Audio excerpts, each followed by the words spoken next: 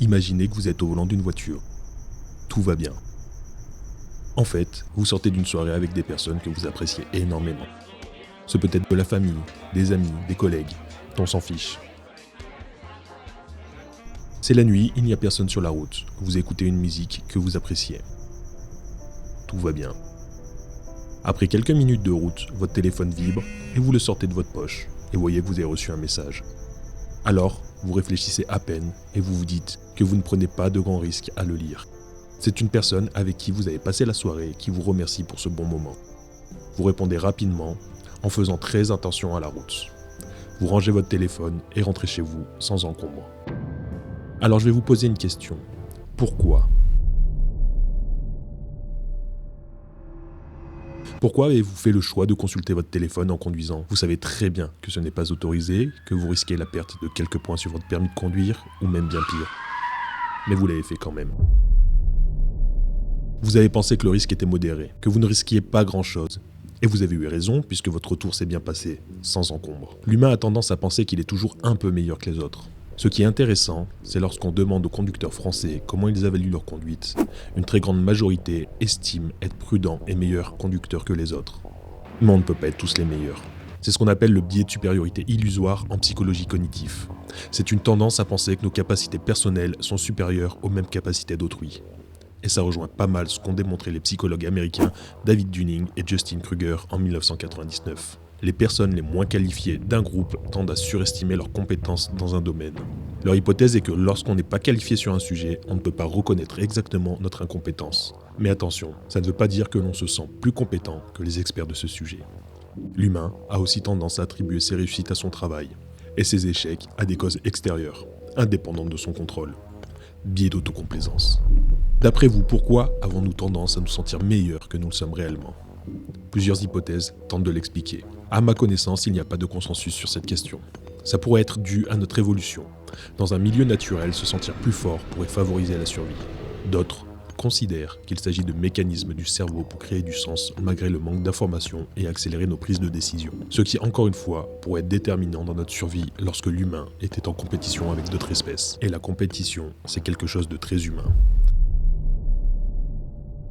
Dans de nombreux domaines, l'humain a créé de la compétition, que ce soit par la pratique d'un jeu, d'une activité ou d'un sport. L'humain a besoin d'avoir des vainqueurs. Il faut trouver le meilleur de son domaine. Malsain pour certains, valorisant pour d'autres. D'où vient ce besoin de se comparer et de se mesurer au meilleur ? Je pense que si on aime les champions, c'est que quelque part on apprécie la performance et que l'on sait reconnaître le travail que ces personnes ont dû faire pour en arriver là. Nous avons très peu de chances de faire partie des meilleurs.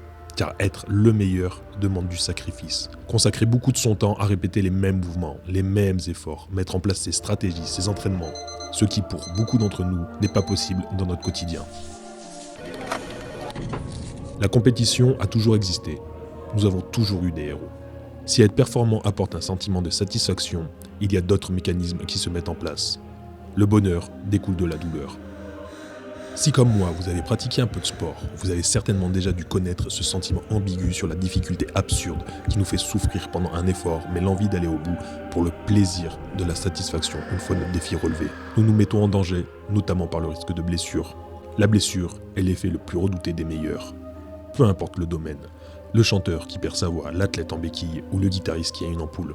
La douleur fait partie de la compétition. Elle est violente, même pour les meilleurs. La pratique sportive jouit de cette ambivalence du corps, tantôt source de douleur, tantôt source de bonheur. La douleur devient alors légitime et nécessaire dans la progression personnelle.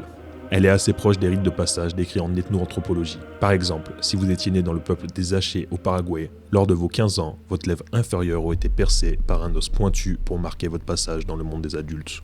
On retrouve ce schéma aussi dans le sport. Il faut avoir passé certaines épreuves pour se voir changer de statut et gagner en reconnaissance. Gagner des épreuves, se former dans les meilleurs clubs, avoir connu la douleur des entraînements. La douleur doit être maîtrisée pour avancer et devenir meilleur. La douleur apparaît comme un symptôme sportif à percevoir pour ensuite apprendre à en apprécier les effets et en définitive à générer du plaisir. En fait, tout ne va pas bien. Mais au bout du chemin, vous atteindrez la reconnaissance. Mais alors, faut-il souffrir pour être parmi les meilleurs ? Arrivé ici, il est important pour moi de relativiser toutes ces choses. Ce discours a aussi ses limites, et pas des moindres. À trop vouloir en faire, on peut se confronter à la perte de sens de son activité, ce qui pousse de grands champions à laisser leur carrière de côté et se tourner vers de nouvelles activités. Ça a été le cas par exemple pour Laure Manodou qui arrête sa carrière à 22 ans après avoir tout gagné.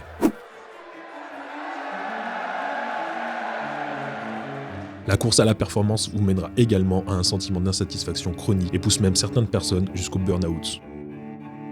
Tu ne seras probablement jamais la meilleure personne dans n'importe quel domaine. Et c'est peut-être mieux comme ça pour la majorité d'entre nous. Je ne souhaite pas vous dire que pour être heureux, il faut réussir. Notre société valorise souvent la performance, la réussite professionnelle ou sociale, gagner un bon salaire, devenir propriétaire ou fonder une famille. En fait, je ne sais même pas quoi vous dire. Comment conclure cette vidéo? J'avais juste envie de vous parler, de vous donner quelques billes pour comprendre, pour réfléchir. Je vous souhaite d'être le plus heureux possible et c'est tout.